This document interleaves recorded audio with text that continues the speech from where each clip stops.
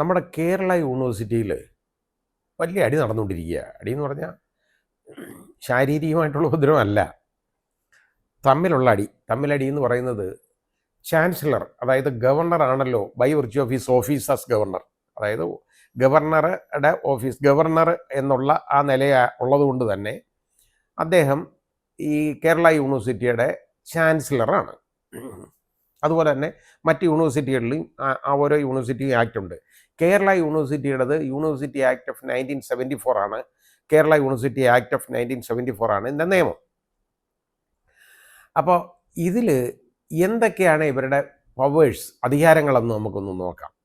ചാൻസലർക്ക് എല്ലാ അധികാരങ്ങളും ഉണ്ടെന്ന് പറഞ്ഞു കഴിഞ്ഞാൽ ചാൻസലർ എന്ന് പറയുന്ന ആൾ യഥാർത്ഥത്തിൽ shall be the head of the university, അതാണ് കേട്ടോ. എന്നിട്ട് അദ്ദേഹം ചെയ്യേണ്ട ഏറ്റവും വലിയ കാര്യം, അദ്ദേഹം പ്രിസൈഡ് ചെയ്യണം. ഏതാണ്?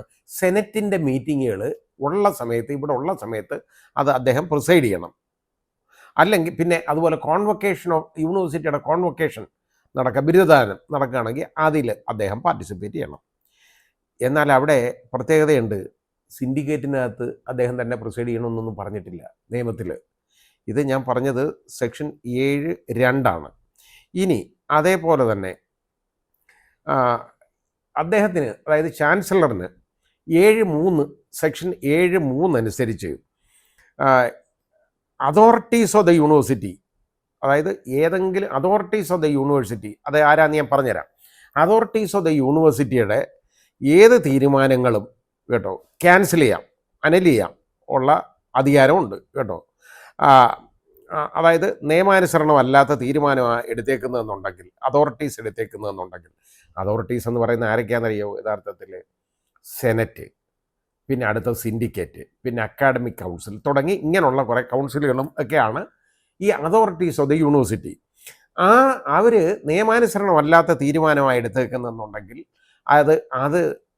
അത് വേണമെങ്കിൽ അദ്ദേഹത്തിന്, അതായത് ചാൻസലറിന് അത് അനൽ ചെയ്യാം, എന്ന് വെച്ചാൽ നള്ളിഫൈ ചെയ്യാം, ക്യാൻസൽ ചെയ്യാം. ഇനി അതേപോലെ തന്നെ ഒരു പവർ എന്തെന്നറിയോ അദ്ദേഹത്തിന് ഉള്ള പവർ? സെക്ഷൻ 7(4) അനുസരിച്ച് the chancellor shall when an emergency arises have the right to suspend or dismiss any of the authorities of the university and to take measures for the interim administration of the university. അദ്ദേഹത്തിന് അത് പ്രത്യേകം ശ്രദ്ധിക്കണം. Officers എന്നല്ല പറഞ്ഞേക്കുന്നേ, authorities of the യൂണിവേഴ്സിറ്റിയെ emergency ആയിട്ട് അദ്ദേഹത്തിന് തോന്നുകയാണെങ്കിൽ, എമർജൻ്റ് ആണെന്ന് തോന്നുകയാണെങ്കിൽ, any of the authorities of the യൂണിവേഴ്സിറ്റിയെ അദ്ദേഹത്തിന് സസ്പെൻഡ് ചെയ്യാം, അല്ലെങ്കിൽ ഡിസ്മിസ് ചെയ്യാം. അതായത് സെനറ്റിനെ സസ്പെൻഡ് ചെയ്യാൻ, ഡിസ്മിസ് ചെയ്യാം, സിൻഡിക്കേറ്റിനെ സസ്പെൻഡ് ചെയ്യാൻ, ഡിസ്മിസ് ചെയ്യാം, അക്കാഡമിക് കൗൺസിലിനെ എങ്ങനെ ചെയ്യാം, ഈ രീതിയിൽ. അത് ഓഫീസേഴ്സിനെ അല്ല പറഞ്ഞേക്കുന്നത്, അതോറിറ്റീസിനെയാണ്. ഇനി അടുത്തത് ഏതെന്നറിയോ? ഒരു പ്രത്യേകതയുള്ള ഒരു പ്രൊവിഷൻ, അതായത് ഇനി വേറെ ആരെയും സസ്പെൻഡ് ചെയ്യാനോ ഡിസ്മിസ് ചെയ്യാനോ ഒന്നുമുള്ള പവർ ചാൻസലർക്ക് ഇതിൽ കൊടുത്തിട്ടില്ല. അതാണ് നമ്മൾ ശ്രദ്ധിക്കേണ്ടത്. ഇനി ചാൻസലർ ഗവർണറാണെന്ന് ഞാൻ പറഞ്ഞു. ഇനി അടുത്തത് ഇനി ഓഫീസേഴ്സ് ഓഫ് ദ യൂണിവേഴ്സിറ്റി എന്ന് പറയുന്നത് സെക്ഷൻ 9 ആണ്. അതാരാണെന്നറിയോ? 1 വൈസ് ചാൻസലർ VC, 2 PVC അതായത് പ്രോ വൈസ് ചാൻസലർ, 3 രജിസ്ട്രാർ, അതുപോലെ തന്നെ 4 controller of examinations, 5 finance officer and such other officers in the service of the university as may be declared by the statutes to be officers of the university. Officers of the university എന്ന് പ്രത്യേകം പറഞ്ഞിട്ടുള്ള മറ്റേതെങ്കിലും ഉദ്യോഗസ്ഥരുണ്ടെങ്കിൽ അവർ, ഇതാണ്. അപ്പോൾ ഇത് എവരാണ്? Officers of the university. അത് important ആണ്. ഈ ഓഫീസേഴ്സ് ഓഫ് ദ യൂണിവേഴ്സിറ്റിയെ സസ്പെൻഡ് ചെയ്യാനോ ഡിസ്മിസ് ചെയ്യാനോ ഉള്ള പവർ ഗവർണർ, അതായത് ചാൻസലർക്ക് ഇതനുസരിച്ച് കൊടുത്തിട്ടില്ല. അതോറിറ്റീസ് ഓഫ് ദ യൂണിവേഴ്സിറ്റിയെ മാത്രമേ ഇത് ചെയ്യാൻ പറ്റുള്ളൂ. ഇനി ആരാ അതോറിറ്റീസ് ഓഫ് ദ യൂണിവേഴ്സിറ്റി എന്ന് നോക്കിയാൽ നമുക്ക് ഞാൻ പറഞ്ഞുതരാം. അത് സെക്ഷൻ 16 ആണ്. 1 authorities of the following shall be authorities of the university. ഇവരാണ് authorities: 1 senate, 2 syndicate, 3 academic council, 4 the faculties, 5 the board of studies, 6 the students council, 7 the finance committee and 8 such other boards or bodies of the university as may be declared by the statute to be authorities of the university. അതായത് ഈ നിയമം മൂലം authorities of the university ആയിട്ട് declare ചെയ്തിട്ടുള്ള മറ്റേതെങ്കിലും ബോഡികളോ എന്തെങ്കിലും ബോർഡുകളോ ഉണ്ടെങ്കിൽ അവർ, ഇത്രയും പേരേ ഉള്ള അതോറിറ്റീസ് ഓഫ് ദ യൂണിവേഴ്സിറ്റി. ഇപ്പോൾ രജിസ്ട്രാർ എന്ന് പറയുന്നത് ഓഫീസർ ഓഫ് ദ യൂണിവേഴ്സിറ്റിയാണ്, അതോറിറ്റീസ് ഓഫ് ദ യൂണിവേഴ്സിറ്റി അല്ല. അതാണ് നോക്കേണ്ടത്. ഇനി വൈസ് ചാൻസലറുടെ പവേഴ്സ് കേട്ടോ, അത് നോക്കേണ്ട ഒരു കാര്യമാണ്. അത് ഇതിൽ ഈ വൈസ് ചാൻസലറുടെ പവേഴ്സ് കൊടുത്തിരിക്കുന്നത് സെക്ഷൻ 10 ആണ്. അതിൽ വൈസ് ചാൻസലറുടെ പവേഴ്സിനകത്ത് പെടുന്ന ഒരെണ്ണം ഞാനൊന്ന് പറയാം. അതായത് 2 പ്രത്യേക പവേഴ്സാണ് നമ്മൾ ഈ ഇത്തരത്തിൽ ഓർക്കാനുള്ളത്. ഒന്ന് സെക്ഷൻ 10(13), അതായത് 13-ാം വകുപ്പും അതുപോലെ തന്നെ 14-ാം വകുപ്പും.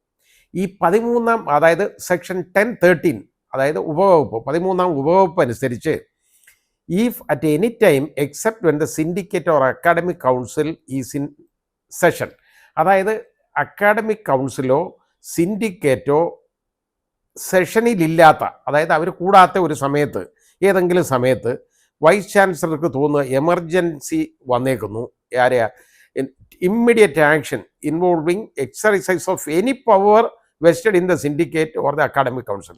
അക്കാഡമിക് കൗൺസിലിലോ സിൻഡിക്കേറ്റിൻ്റെയോ ലോനോ നിക്ഷിപ്തമായിട്ടുള്ള ഏത് അധികാരവും കേട്ടോ, പവേഴ്സ് എടുത്ത് പ്രയോഗിക്കാം. ഇങ്ങനെയുള്ളപ്പോൾ വൈസ് ചാൻസലർക്ക് ഈ ഇവർ സെഷനില്ലാത്തപ്പോൾ എമർജൻറ്റ് സിറ്റുവേഷൻ എന്തിനാണ് അത് എടുത്ത് പ്രയോഗിക്കാം എന്ന് പറഞ്ഞിട്ടുണ്ട്. അതായത് സ്വന്തമായിട്ടുള്ള അധികാരമല്ല പ്രയോഗിക്കാൻ പറഞ്ഞേക്കുന്നത്, അക്കാഡമിക് കൗൺസിലോ അതുപോലെ സിൻഡിക്കേറ്റിലോ നിക്ഷിപ്തമായിട്ടുള്ള അധികാരങ്ങൾ എടുത്ത് മാത്രമേ ഗവർണർ ഈ വൈസ് ചാൻസലർക്ക് എമർജൻസി സിറ്റുവേഷനിൽ ഇവരില്ലാത്തപ്പോൾ പ്രയോഗിക്കാൻ പറ്റുള്ളൂ. എന്നിട്ട് എന്താണെന്നറിയോ, അതായത് ഈ സെഷനിലല്ല സിൻഡിക്കേറ്റ് എന്നുണ്ടെങ്കിൽ അടുത്ത സിൻഡിക്കേറ്റിൽ ഈ തീരുമാനം വല്ലതും എടുത്താൽ അടുത്ത സിൻഡിക്കേറ്റിൽ ഇത് റിപ്പോർട്ട് ചെയ്തോണം എന്നാണ്. അതിൻ്റെ കാരണം എന്തുവാ? അപ്പോൾ പറയും അത് സിൻഡിക്കേറ്റിനെ റദ്ദ് ചെയ്യാനോ അല്ലെങ്കിൽ മറ്റേതിനോ പവറുണ്ടോ എന്നൊന്നും അല്ല, അത് പറഞ്ഞിട്ടില്ല. അല്ലെ സിൻഡിക്കേറ്റ് ഇത് അപ്രൂവ് ചെയ്യണമെന്ന് പറഞ്ഞിട്ട് അത് ശരിയല്ല. കാരണം ഈ സിൻഡിക്കേറ്റിൻ്റെ അധികാരം എടുത്ത് പ്രയോഗിക്കുകയാണ്. എന്നിട്ട് ആ സിൻഡിക്കേറ്റ് സെഷൻ ഇല്ലാത്തതുകൊണ്ട് മാത്രമാണ് പ്രയോഗിക്കുന്നത്. അത് അടുത്ത സിൻഡിക്കേറ്റിൽ തന്നെ റിപ്പോർട്ട് ചെയ്യണം എന്ന് പറഞ്ഞാൽ എന്തോ അതിൻ്റെ അർത്ഥം? അവിടെ കൺഫർമേഷൻ വേണം, അതാണ് പ്രശ്നം. റാറ്റിഫിക്കേഷൻ വേണം. അത് സൈലൻ്റ് ആണ്, അതിന് സംശയമൊന്നുമില്ല. അപ്പോൾ ഒരു സംശയം ആ കാര്യത്തിൽ വേണ്ട, കാരണം റാറ്റിഫിക്കേഷൻ ആവശ്യമാണ്. 14 ഉപവകുപ്പ്. Subject to the provisions of the statutes and the ordinance, the Vice Chancellor shall have power to appoint, suspend, dismiss or otherwise punish any member of the establishment of the university below the rank of Deputy Registrar. Deputy രജിസ്ട്രാറിന് താഴെയുള്ള ആരെ വേണമെങ്കിലും ഏതെങ്കിലും അത് ഉദ്യോഗസ്ഥരാണ്. ഇപ്പോൾ joint registrar മുതൽ joint registrar അത് ഡെപ്യൂട്ടി രജിസ്ട്രാറിന് മേളിലാണ്. അപ്പോൾ അസിസ്റ്റൻ്റ് രജിസ്ട്രാർ മുതൽ താഴോട്ടുള്ള ആളുകളെ മാത്രമേ ഇങ്ങനെ സസ്പെൻഡ് ചെയ്യാനോ ഡിസ്മിസ് ചെയ്യാനോ അപ്പോയിൻ്റ് ചെയ്യാനോ ഒക്കെ വൈസ് ചാൻസലറിന് പവറുള്ളൂ. അതാണ് കാരണം. ഇത് ഈ പവറാണ്. ഇനി ഇതിനകത്ത് പ്രത്യേകത എന്താണെന്നറിയാമോ? ഞാൻ പറഞ്ഞുതരാം. അതായത് സിൻഡിക്കേറ്റ് ഇല്ലാത്തപ്പോൾ സിൻഡിക്കേറ്റിൻ്റെ അധികാരം പ്രയോഗിക്കാമെന്നാണ് പറഞ്ഞേക്കുന്നത്. ഇനി സിൻഡിക്കേറ്റിൻ്റെ അധികാരം, അതായത് ഇല്ലാത്തപ്പോൾ ഉള്ള സിൻഡിക്കേറ്റിൻ്റെ അധികാരങ്ങൾ സെക്ഷൻ 23 അതിലാണ്. അതിനകത്ത് വളരെ പ്രധാനപ്പെട്ട ഒരു വകുപ്പുണ്ട്, അതുകൂടെ ഒന്ന് നോക്കാം. അപ്പോൾ അതായത് സെക്ഷൻ 23(10) സെക്ഷൻ 23(10) എന്ന് പറയുന്ന വകുപ്പ്, അതിനകത്ത് സിൻഡിക്കേറ്റിൻ്റെ അധികാരം to suspend, discharge, dismiss or otherwise take any disciplinary action against teachers and other employees of the university after giving them reasonable opportunity to defend their position. അതായത് ഈ രജിസ്ട്രാറെ അപ്പോയിൻ്റ് ചെയ്യേണ്ടത് സിൻഡിക്കേറ്റ് ആണെന്ന് ഇതിൽ പറഞ്ഞിട്ടുണ്ട്. ഇനി ഇവരെയൊക്കെ യഥാർത്ഥത്തിൽ അപ്പോയിൻറ്റിങ് അതോറിറ്റിക്ക് ഡിസിപ്ലിനറി ആക്ഷൻ എടുക്കാം. എപ്പോഴും അപ്പോയിൻറ്റിങ് അതോറിറ്റിക്ക് എടുക്കാൻ പറ്റുള്ളൂ. അങ്ങനെ വെക്കുമ്പോൾ സസ്പെൻഡ് ചെയ്യുകയോ കേട്ടോ ഡിസ്മിസ് ചെയ്യുകയോ ഒക്കെ ചെയ്യാം. അത് സിൻഡിക്കേറ്റിൻ്റെ പവറാണ്. എന്നിട്ട് എന്ത് ചെയ്യണമെന്നറിയാമോ? അതിനൊരു കണ്ടീഷൻ കൂടെ ഉണ്ട്. After giving dum reasonable opportunity of two defend there position. അവർക്കൊരു റീസണബിൾ ആയിട്ടുള്ള ഒരു ഓപ്പർച്യൂണിറ്റി കൊടുക്കണം. എന്തിനാ? അവർക്ക് അവരെ പൊസിഷൻ ഡിഫെൻഡ് ചെയ്യാൻ. സെക്ഷൻ 23(10) അതാ പറഞ്ഞേക്കുന്നത്. അപ്പോൾ ഈ പവർ സിൻഡിക്കേറ്റിൻ്റെ ഈ പവറേ ഉള്ളൂ സിൻഡിക്കേറ്റിന് പോലും ഇപ്പോൾ രജിസ്ട്രാറയോ അല്ലെങ്കിൽ ഇതുപോലെ നടപടി വരെ എടുത്ത് ഒരാളെ പിരിച്ചുവിടണമെന്നുണ്ടെങ്കിൽ അയാൾക്ക് ഒരു ഷോക്കാസ് നോട്ടീസ് കൊടുക്കണം, reasonable opportunity of being heard കൊടുക്കണം. അതായത് എന്താണെന്നറിയോ, പ്രിൻസിപ്പിൾസ് ഓഫ് നാച്ചുറൽ ജസ്റ്റിസ് കേട്ടോ. അതായത് സ്വാഭാവിക നീതി അത് അവിടെ പുലർത്തിയിരിക്കണം. ആ നാച്ചുറൽ ജസ്റ്റിസ് എന്ന് പറഞ്ഞാൽ എന്താ? ഒരാൾക്ക് അയാൾ എന്ത് കുറ്റം ചെയ്യുന്ന അയാൾ അറിയിക്കണം. ഒന്ന്, അയാൾക്ക് അതിന് സമാധാനം ബോധിപ്പിക്കാനുള്ള സമയം കൊടുക്കണം, അയാൾക്കത് വാദിക്കാനുള്ള സമയം കൊടുക്കണം. അതായത് reasonable opportunity of being heard, അയാളുടെ കുറ്റം അയാൾക്ക് അത് ശരിയല്ല എന്ന് അയാളുടെ നിരപരാധി തെളിയിക്കാനുള്ള സമയം കൊടുക്കണം. ഇതാണ് നാച്ചുറൽ ജസ്റ്റിസ് എന്ന് പറയുന്നത്. ഈ പ്രിൻസിപ്പിൾസ് ഫോളോ ചെയ്താലേ സിൻഡിക്കേറ്റിന് പോലും ഇത് ചെയ്യാൻ പറ്റൂ.